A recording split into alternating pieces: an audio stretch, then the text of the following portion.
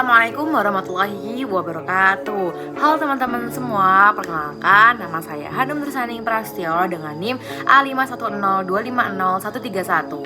Di sini saya akan menyampaikan tugas dari mata kuliah Filsafat Pendidikan dengan dosen pengampu yaitu Bapak Al-Muntaqo Zainuddin MPD, Program Studi Pendidikan Guru Sekolah Dasar Universitas Muhammadiyah Surakarta. Oke, kita akan membahas mengenai topik penting yaitu hak anak untuk mendapatkan pendidikan.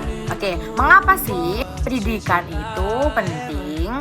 Nah, pendidikan itu merupakan hak bagi setiap anak. Selain itu, pendidikan juga merupakan fondasi SDM bangsa dan juga tanggung jawab nih bagi kita semua.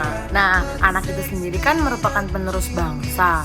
Terus kalau misalkan anak-anaknya sekolah, anak-anaknya memiliki pendidikan, yang bakal menjadi penerus bangsa Indonesia siapa?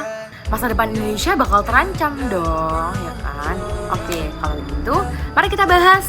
Yang pertama, itu kita akan membahas mengenai pengertian hak anak dalam pendidikan. Sebenarnya hak ini itu sudah melekat sejak lahir, yaitu akses belajar formal maupun non formal, lingkungan yang aman, kemudian berkembang sesuai dengan potensi.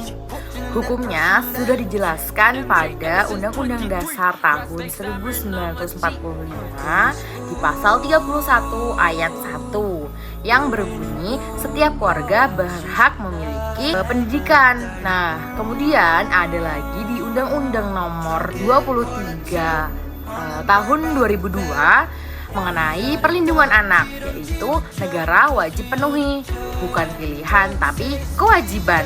Nah, bayangin anaknya udah pinter tapi sayang gak sekolah gara-gara miskin. Nah, sayang banget kan?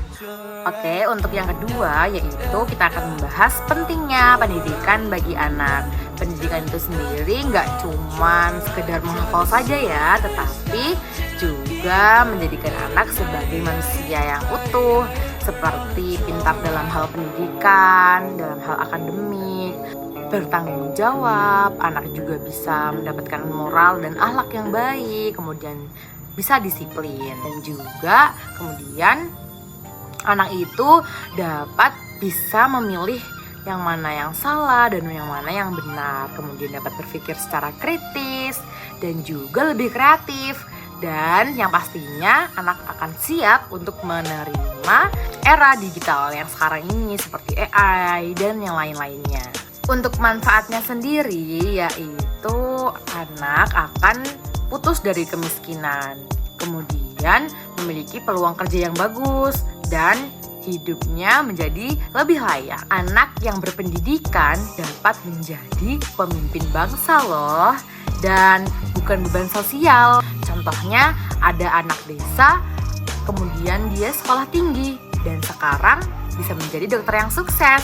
Nah, itu adalah sebagai bukti nyata bahwasanya pendidikan itu sangat bermanfaat.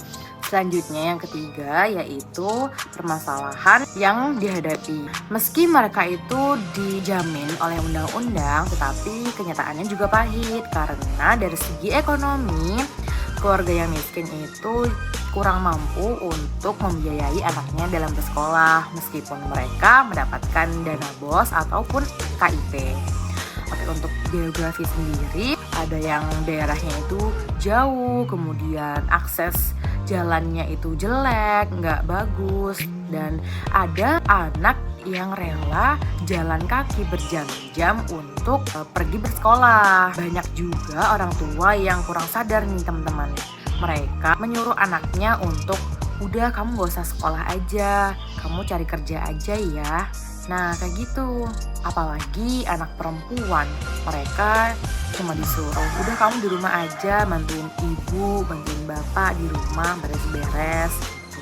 Terus ujung-ujungnya mereka disuruh kamu nikah ya. Nah, hasilnya jutaan anak Indonesia mengalami putus sekolah, dan data Kemendikbud bilang bahwasannya ada ada sekitar 4 juta anak yang tidak melanjutkan sekolah di jenjang SMA. Oke, selanjutnya yang keempat adalah peran kita semua. Pemerintah memiliki peran yang sangat penting, yaitu seperti membangun sekolah, menyediakan guru yang berkualitas, dan menegaskan bahwasannya wajib untuk sekolah selama 12 tahun dan juga bantuan gratis. Nah, orang tua juga memiliki peran penting bagi anak, yaitu memberikan motivasi, kemudian menyediakan ruang belajar yang positif, seperti membantu anak dalam mengerjakan PR. Masyarakat juga memiliki peran penting nih, yaitu menyediakan akses gotong royong dalam mengawasi anak, mencegah anak untuk putus sekolah, dan juga mengadakan kegiatan sosial seperti contoh nyatanya yaitu program sekolah gratis dan juga KIP bantu ribuan anak miskin untuk bersekolah. Yang kelima adalah makna pendidikan bagi kami. Nah, makna itu sendiri yaitu pendidikan adalah bentuk manusia seutuhnya dalam hal intelek, moral, kemudian ada sosial dan emosional. Mengenali potensi dan kembangkan bakat, ciptakan keadilan sosial, setiap anak punya kesempatan dan cita-cita, bukan hak semata, tapi tanggung jawab moral bangsa. Seperti pohon, tanam benihnya dalam bentuk pendidikan, dan panennya generasi emas bagi Indonesia. Oke teman-teman, sudah terasa ya kita sudah berada di penghujung. Nah, hak pendidikan anak itu adalah kunci bangsa yang cerdas dan berkarakter. Tantangannya ada, yaitu kemiskinan. Nah, akses sulit, tapi solusi itu ada di tangan kita sendiri ya. Kolaborasi antara pemerintah, orang tua, kemudian ada masyarakat. Mari kita berkomitmen dan mendukung anak untuk bersekolah, cegah putus sekolah, dan mewujudkan Indonesia maju. Mulai dari diri sendiri dan ajak anak tetangga untuk sekolah ya. Terima kasih atas perhatiannya, kurang lebihnya mohon maaf. Wassalamualaikum warahmatullahi wabarakatuh.